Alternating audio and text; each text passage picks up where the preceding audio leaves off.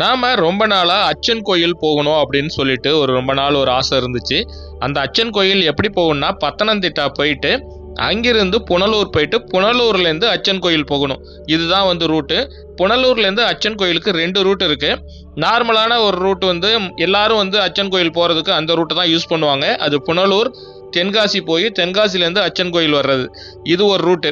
இது நார்மலான ரூட்டு. ஆனால் அது இல்லாமல் த்ரில்லான இன்னொரு ரூட்டுக்கு அது வழியாக போகிறதுக்காக நம்ம புனலூர் போயிருந்தோம். அதனால் புனலூர் போட்டு 4:30 மணிக்கு பஸ் அப்படிங்கிறதுனால அங்கே டைம் ஸ்பெண்ட் பண்ணுறதுக்காக அங்கே ஃபேமஸான ஹேங்கிங் பிரிட்ஜ் போயிட்டு அங்கே கொஞ்சம் நேரம் டைம் ஸ்பெண்ட் பண்ணேன்.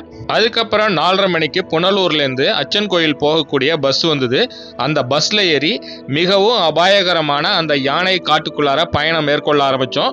நாம் போகும்பொழுது பார்த்தா ரோட்டில் அந்த அளவுக்கு பெரிய லெவலில் வாகன போக்குவரத்தே கிடையாது. எப்பயாவது 1-2 தான் அந்த சைடு கிராஸ் ஆகி போச்சு. அதுவும் உள்ளூர்காரவங்க தான் மேக்சிமம் அந்த ரூட்டை யூஸ் பண்ணி போயிட்டு இருந்தாங்க.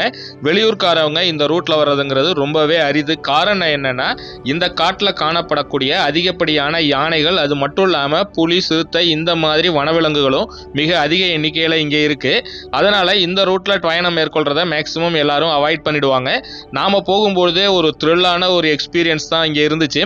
அதாவது ரோட்ல நம்ம போகும்போது ரோட்டோட ஒரு கரை ஃபுல்லா ஆறு போயிட்டே இருந்தது. அந்த ஆத்து கரையோரத்திலே நம்ம டிராவல் பண்ணி போற மாதிரி இருந்தது.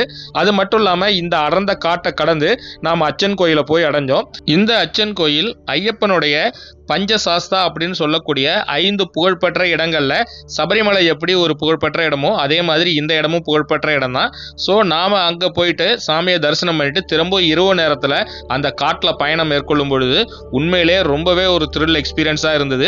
உங்களுக்கு இந்த மாதிரி ஒரு அனுபவம் வேணும், நீங்களும் இந்த காடுகள்ல பயணம் மேற்கொண்டு எப்படி இருக்குங்கிறத நீங்களும் என்ஜாய் பண்ணுங்க. இந்த காணொலியோட முழு வீடியோ தொகுப்பு வேணும்னா ஜாலி ட்ரிப் யூடியூப் சேனல்ல இருக்கு.